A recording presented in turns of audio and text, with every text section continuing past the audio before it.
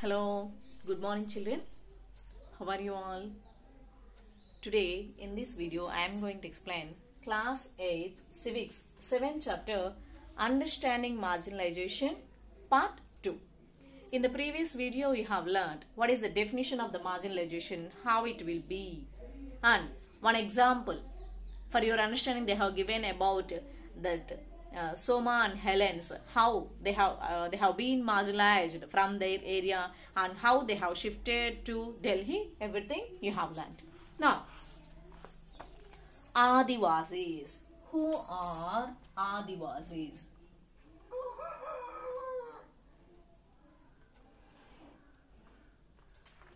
Who are these people? You are going to see now.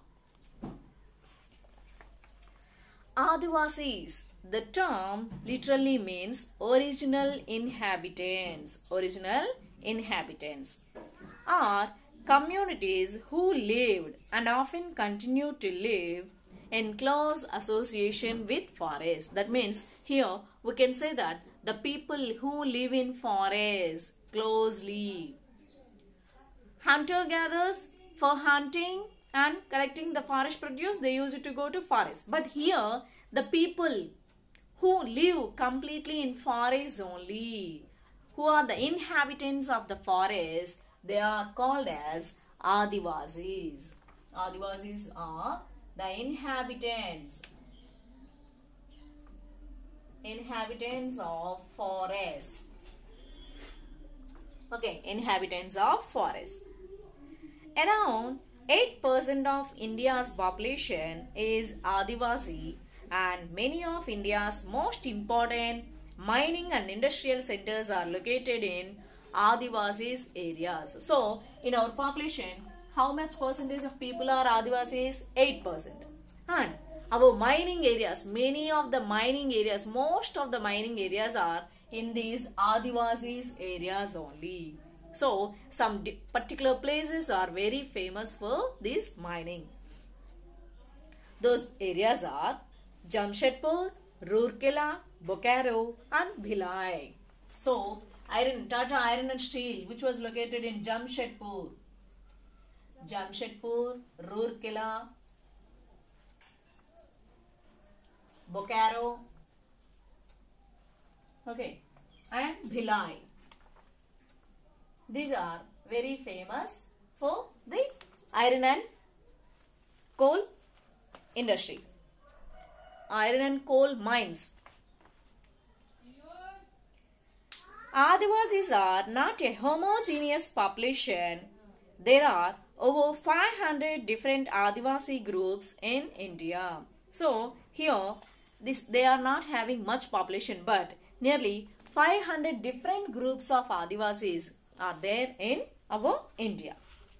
Adivasis are particularly numerous in states like Chhattisgarh, Jharkhand, Madhya Pradesh, Odisha, Gujarat, Maharashtra, Rajasthan, Andhra Pradesh, West Bengal, and in the northeastern states of Arunachal Pradesh, Assam, Manipur, Meghalaya, Mizoram, Nagaland and Tripura. So, in all these, mainly all these eastern states, all the 7 eastern states, and especially in Jharkhand, Odisha, Madhya Pradesh, Chhattisgarh, Gujarat, Maharashtra, Rajasthan, Andhra Pradesh and West Bengal.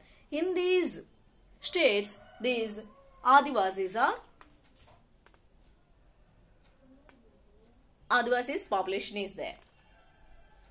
A state like Orissa is home to more than 60 different tribal groups. So, in all these states, in Orissa, nearly 60 tribal groups are there in Orissa. That means more number of Adivasis are staying in Orissa. Adivasi societies are also most distinctive because there is often very little hierarchy among them.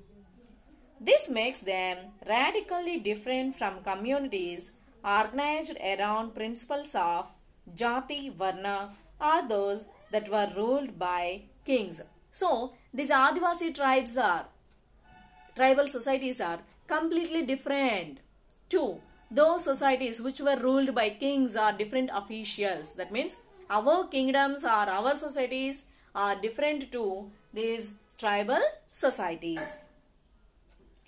Adivasis practice a range of tribal religions that are different from Islam, Hinduism and Christianism. That means they completely avoid this religious system. They are different to our Hindus, Muslims and Christianism. These often involve the worship of ancestors, village and nature spirits, the last associated with and residing in various sites in the landscape. For example, mountain spirits, river spirits, animal spirits, etc. So, they won't believe in gods. They will believe in natural resources which are in their surroundings. For example, rivers, forests, mountains and all this. So, they will worship these all the natural resources. The village spirits are often worshipped at specific sacred groves within the village boundary, while the ancestral ones are usually worshipped at home. So, in a communal way, they will worship the rivers, forests and mountains. For a particular family, they will worship their ancestors. That means they will worship their forefathers. Additionally, Adivasis have always been influenced by different surrounding religions like Shakta, Buddhist, Vaishnava, Bhakti and Christianity. So, they are all, Adivasis are all different to all these, Bhakta, Shakti. That means, I said earlier, Hinduism, Muslim, Christianity, Buddhism, Jainism, Shakta and all these, they are different. Simultaneously, Adivasi religions themselves have influenced dominant religions of the empires around them. But they have little influence around the religions nearby them, the empires. For example, the Jagannath cult of Orissa and Shakti and Tantric traditions in Bengal and Assam. So, as I said, in Orissa there are nearly 60 tribal groups. So, their famous Orissa Jagannath Puri temple is there now, Jagannatha temple. So, they will worship, they will go to this temple also. And at the same time in Bengal and Assam, these Tantric Shaktis and all, these tribal people also attracted to it. That means a little influence is there within this. During the 19th century, substantial numbers of Adivasis converted to Christianity, which has emerged as a very important religion in modern Adivasi history. So, as we said earlier, but after the Christianism entered into our India, there is a little influence about this Christianity. This Christianity entered into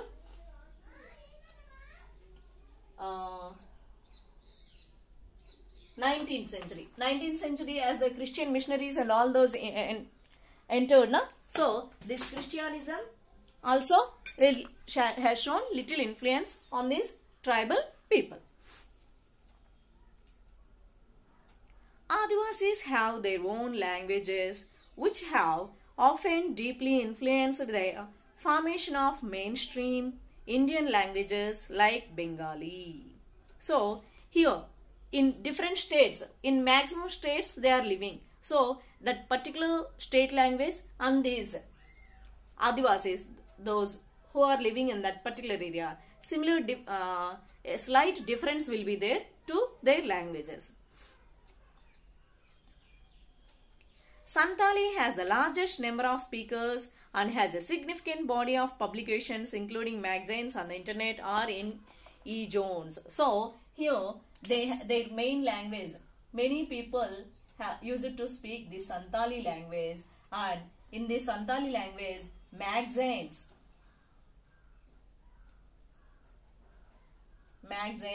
e-zones, so they are also published in this Santali language. So, many speakers are there. Many Santali speakers are there in tribal groups. Next.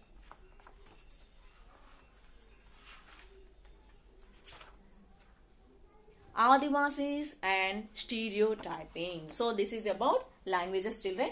Now, Adivasis and stereotyping.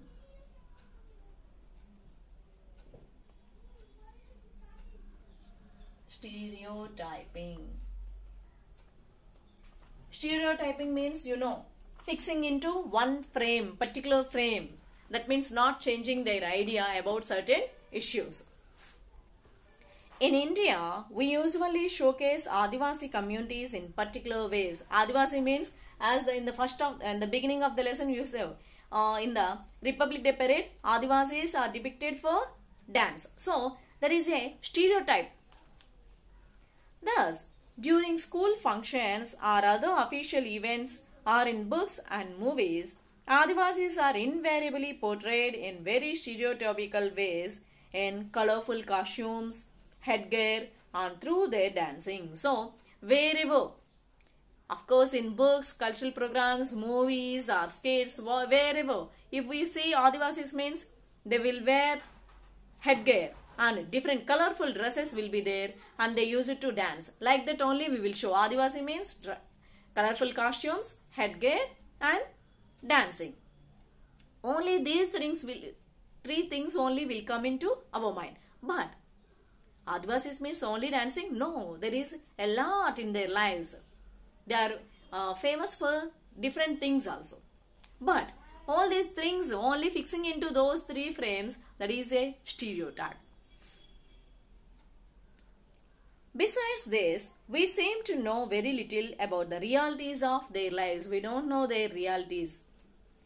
This often wrongly leads to people believing that they are exotic, primitive and backward. So, we feel that those people are not modernized, not civilized people. They are very backward, illiterate. Like that only we will feel.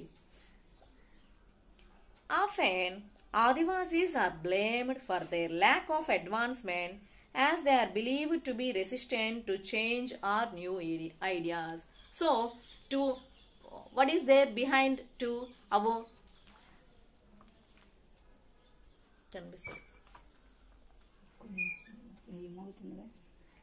in colorful costumes, headgear and through their dancing. Besides this, we seem to know very little about the realities of their lives. This often wrongly leads to people believing that they are exotic, primitive and backward.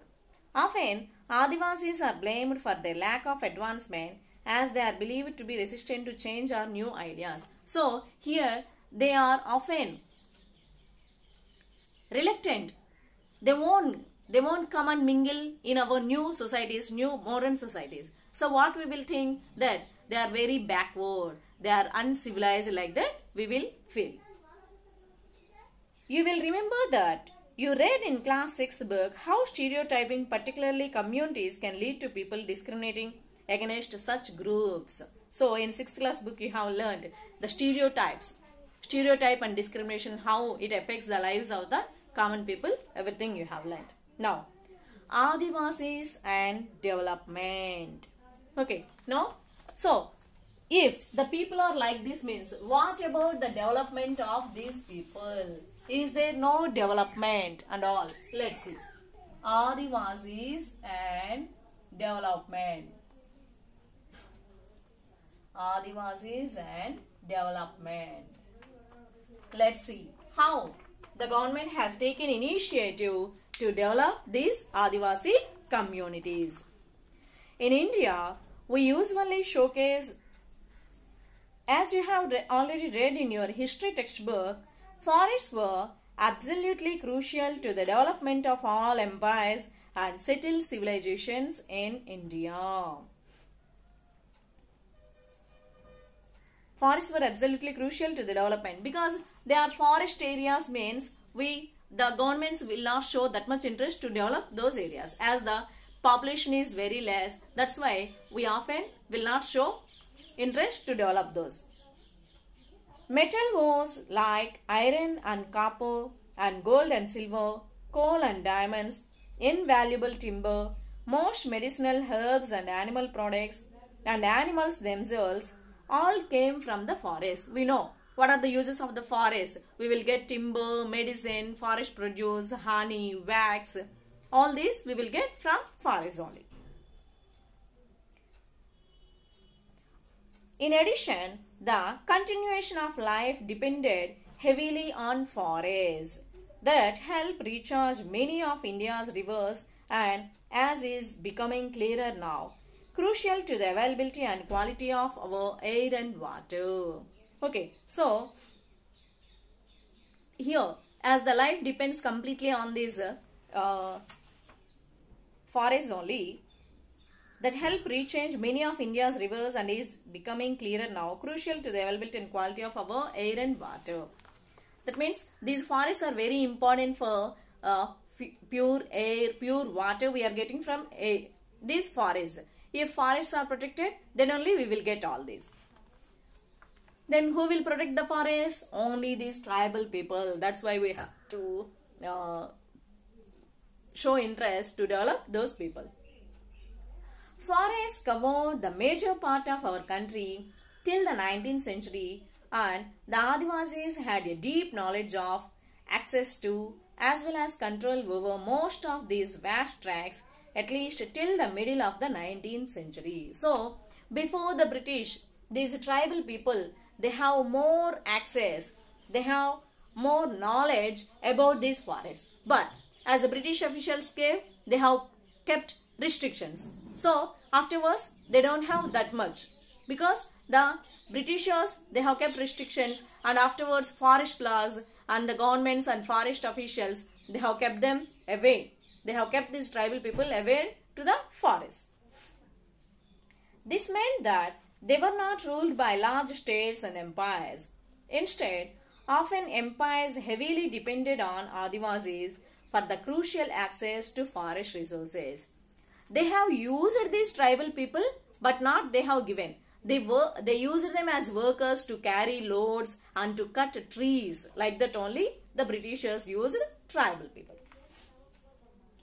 This is radically contrary to our image of Adivasis today as somewhat marginal and powerless communities. Because as the forest people are very strong, they were used for cutting off forests and for the harder work. That means that is also one type of marginalization only. In the pre-colonial world, they were traditionally ranged hunter-gatherers and nomads and lived by shifting agriculture and also cultivating in one place. The pre-colonial world, that means before the Britishers also, they were ranged hunter-gatherers, the people moving from one place to other place and hunting animals and gathering forest produce and all those. And the people, some of the tribal people, they have taken shifted cultivation, and some of them have taken normal cultivation also. Although these remain for the past 200 years, Adivasis have been increasingly forced through economic changes, forest policies and political force applied by the state and private industry to migrate to lives as workers in plantation, as construction sites, in industries and as domestic workers.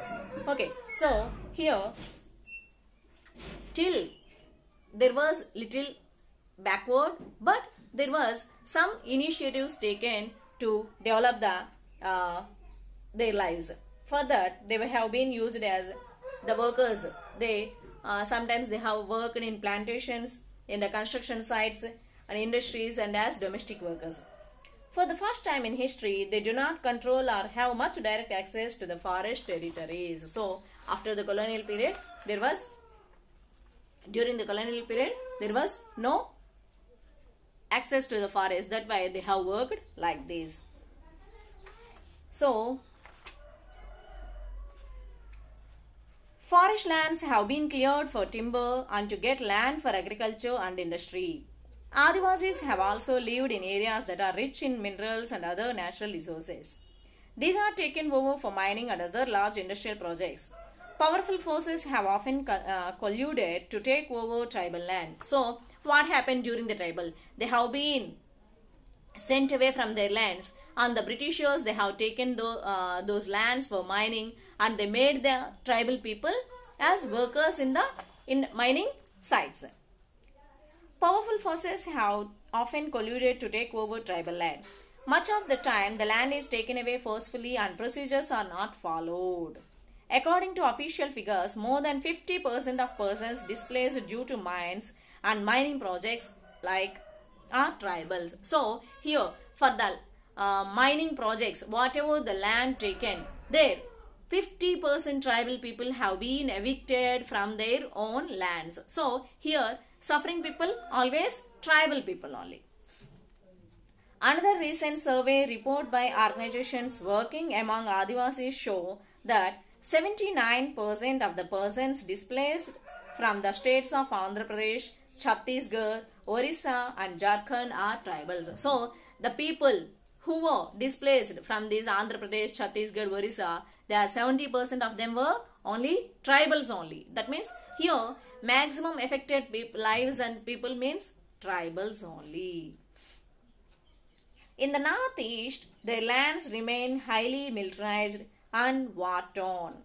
India has 54 national parks and 372 wildlife sanctuaries covering 1,09,652 square kilometers. These are areas where tribals originally lived but were evicted from. So, nearly 1,09,652 square kilometers area these tribal people are living, and they are the forested areas. And from these places only all these tribal are evicted. When they continue to stay in these forests, they are termed encroachers. If although they were evicted, then also if disobeyingly if they are staying in the forest areas only without the permission of the officials, then they will be called as encroachers, forest encroachers. Losing their lands and access to the forest means the tribals lose their main sources of livelihood and food. Having gradually lost access to their traditional homelands, many Adivasis have migrated to cities in search of work where they are employed for very low wages in local industries or at building or construction sites.